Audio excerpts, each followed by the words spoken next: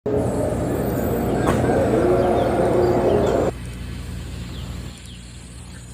আজব কাহিনী।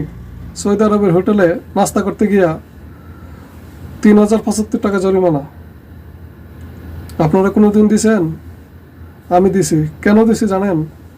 আমি আপনাদের কাছে শেয়ার করবো এখন। সৌদি আরবে আসি, খিদা লাগলেই, পেটটা তো বড় হয়েছে মাশাল্লাহ, খিদা লাগলে আর সহ্য করতে পারি না।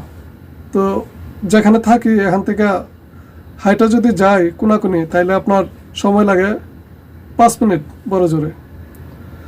তো বাঙ্গাসোরা একটা গাড়ি কিনছি, মানে গাড়িটা কিনা আলু চলে গেছে গা, মানে চলাফেরা হাইটটা যাইতে পারি না, চলাফেরা করতেই পারি না। তো গাড়ি লয়ে গেলাম, গাড়ি লয়ে যাইয়া তারপরে নাস্তা করব। এখানে হোটেল আছে 4টা হোটেল থাকতে ওইখানে যায় সেটা ভাই পার্কিং পাওয়া যায় না। গাড়িটা কয়ে রেখে যাব তা কোনো পাওয়া যায় না, পার্কিং পাওয়া যায় না। শেষ পর্যন্ত একটার ভিতরে যাইয়া পার্কিং একটু পাইছি যে এক গাড়ির পিছনে আমি রাখছি, পার্কিংয়ের ভিতরেই রাখছি, ভিতরের অংশে রাখছি।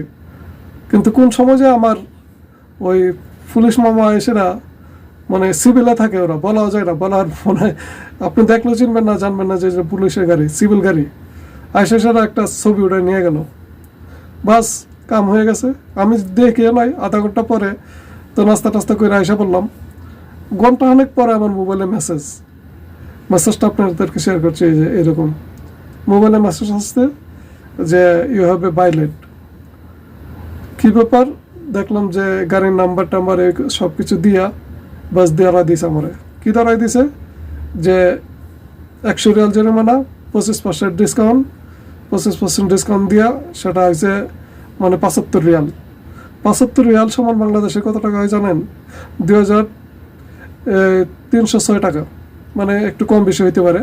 2,306 টাকা জরিমানা এসে গেছে। তো আমি আপনাদের সাথে এই জন্যই শেয়ার করছিলাম জিনিসটা, যারা ড্রাইভার আছেন বিশেষ করে, আপনারা যারা সৌদি আরবে গাড়ি চালান, আপনারা একটু কেয়ারফুলি গাড়ি চালাবেন। বা সৌদি আরবে পার্কিং আমার এটা আসছে নো পার্কিং না, কিন্তু আমার এটা আসছে কি আনলিগাল পার্কিং, মানে আমি লিগালভাবে গাড়িটা রাখি নাই, আরেকজনের গাড়ির পিছনে আমি গাড়ি রাখছি। আমি ছবিটা আপনাদেরকে শেয়ার করছি, এই ছবিটা এরকম ছবি সহ। আমি আপনাদেরকে যদি একটু আমার অফশোর থেকে দেখাই, তাহলে অফশোর থেকে আপনারা দেখাইলে ঠিক এরকম ছবিটা অফশোরে আমার আসছে। আমি গাড়িটা পিছনে রাখছিলাম, এই যে দেখেন, আমি আপনাদেরকে শেয়ার করছি এরকম, এই যে দেখতে পারলেন তো। এই যে এরকম পরিস্থিতি, মানে এরকম জায়গার ভিতরে আমি গাড়িটা রাখছি, তারপরও আমাকে কখন যেন এসে একটা ছবি উঠাই নিয়ে গেল, আর ছবি উঠানোর পরে কামে গেছে। তো আমি এই ভিডিওটা আপনার সাথে শেয়ার করার মূল উদ্দেশ্য কি জানেন? টাকা জরিমানা দিচ্ছি, সমস্যা নাই, যেমন জরিমানা দিতে হবে গাড়ি চালালে। তবে এই দেশের যে একটা মানে আপনার আইন, যেদিকেই বলেন আপনি, ট্রাফিক আইন বলেন বা শ্রমিক আইন বলেন বা যেটাই বলেন, অনেক কড়া, অনেক শক্তিশালী। আপনি ট্রাফিকে গাড়ি চালাবেন, সিগন্যাল তো অমান্য করলে 3,500 রিয়াল জরিমানা। তারপরে আপনার কি জানে বলে, ও হাতে মোবাইল নিয়ে গাড়ি চালাবেন, 150 রিয়াল জরিমানা। সিট বেল্ট ছাড়া গাড়ি চালাবেন, 150 রিয়াল জরিমানা। তবে জরিমানা হইলেও আবার একটা কিন্তু সুখবর আছে জরিমানার দিক দিয়ে। ওই যে আমাকে নগদে 25% ডিসকাউন্ট দিছে। তো এটা কিছুদিন আগে খবরে প্রকাশ করছে সৌদি মানব সম্পদ মন্ত্রণালয়ের পক্ষ থেকে, যে প্রবাসীরা যারা এখন থেকে যাদের মানে জরিমানা আছে, তারা 50% দিয়া এটা মুকুব করতে পারবে। অনেকেই জরিমানার কারণে দেশে যেতে পারতেছে না, বিশাল আকারে জরিমানা লাগিয়ে রয়েছে। তো তাদের জরিমানা যেগুলো আছে, জরিমানাটা সৌদি সরকার 50% করে দিছে। 50% জরিমানা দিয়ে 10,000 টাকা থাকলে 5,000 টাকা জরিমানা দিয়ে বাকিটা আপনি মুকুব করে পাইতে পারেন, এরকম একটা সিস্টেম করে দিছে। তো এটার মূল যে ধারাটা আমি আপনাদের কাছে আমি মেসেজটা সহ প্রকাশ করতেছি, যে আপনারা দেখলে বুঝতে পারবেন। আমার 100 টাকার ভিতরে 25% ডিসকাউন্ট করছে, 25% ডিসকাউন্ট করে আমাকে দিছে 75 রিয়াল, মানে 75 রিয়াল জরিমানা আমাকে দিতে হবে।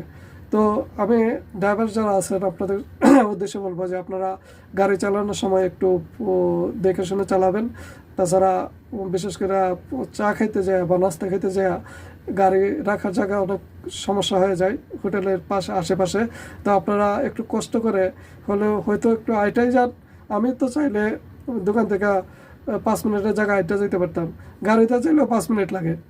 5 মিনিট লাগে গাড়িতে চাইলে কীরকম জানেন না, গাড়িতে যেতে গেলে গাড়ির রাস্তা দিয়ে যেতে হয়, ইউটার্ন করে যেতে হয়, অনেক সময় 5 মিনিটই লাগে। আর হাইটা গেলে কোনাকুনি যাইতে, কোনাকুনি গেলে ওইটাও 5 মিনিটে যাওয়া যায়। তো হাইটা মানে হাঁটাটা তো ভুলেই গেছে, গাড়ি একটা পাইয়া মানে হাঁটা ভুলে গেছে, আর হাঁটতে মনে চায় না। তো গেছি গাড়ি নিয়ে যাওয়ার পরে এই ঘটনা ঘটে গেলো আর কি। তো আমি আপনাদের কাছে শেয়ার করছি এই জন্য যে আপনারা পারেন যদি সম্ভব হলে হাইটেই যান। কারণ হচ্ছে হোটেলে যায়, হোটেলের যে সমস্ত এলাকা, ওই সমস্ত এলাকাতে একটু জঞ্জাট বেশি থাকে, ওখানে গাড়ি রাখার জায়গা পাওয়া যায় না।